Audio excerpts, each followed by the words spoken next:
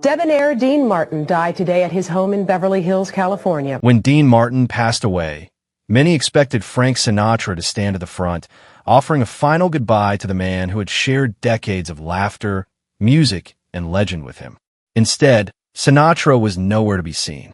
Rumors spread quickly, whispers of a rift, bitterness, or betrayal.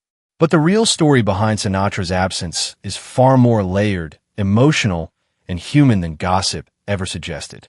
Frank Sinatra and Dean Martin first crossed paths in the 1940s.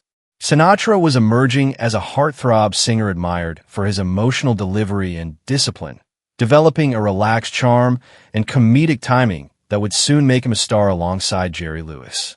They were very different personalities, yet those differences became the foundation of their bond. By the 1950s, their friendship deepened in the glow of Las Vegas, a city rising alongside their fame. Late nights, shared stages, and private gatherings brought them closer, not just as performers, but as pressure, ambition, and success. This bond exploded into the public eye during the 1960s with the rise of the Rat Pack.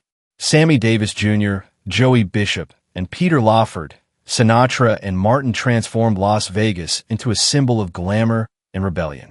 Their chemistry felt natural, almost magical. Together, they defined cool. That same chemistry carried into film, most notably Ocean's 11, where fiction and reality blurred. To the public, Sinatra and Martin were inseparable, the embodiment of mid-century American nightlife and celebrity. But time changes even the strongest bonds. By the 1970s and 1980s, their lives began to drift apart. Sinatra remained tireless, pushing forward with recordings, tours, and television specials. Martin, however, started to retreat from the spotlight. The devastating loss of his son in 1987 shattered him, leaving scars that never healed. He became quieter, more private, and far less interested in performing. A brief attempt to reunite during the 1988 Together Again tour only highlighted how much had changed.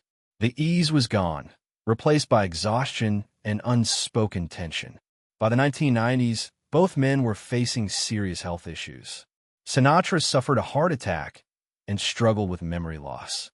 Martin battled emphysema and lived almost entirely out of the public eye. When Dean Martin died quietly on Christmas Day in 1995, his funeral was intentionally small and private. Sinatra's absence, though painful to fans, was deeply symbolic. His failing health made travel difficult, and his presence would have drawn overwhelming media attention, something Martin had never wanted. Some close to Sinatra later suggested he was simply too heartbroken to attend, unable to face the finality of losing a man who had defined so much